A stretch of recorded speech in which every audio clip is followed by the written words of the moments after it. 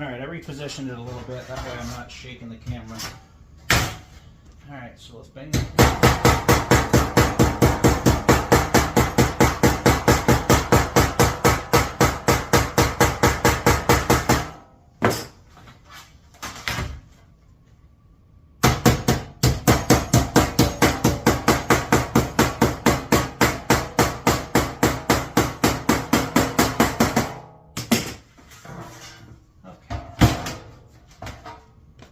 Show you this here.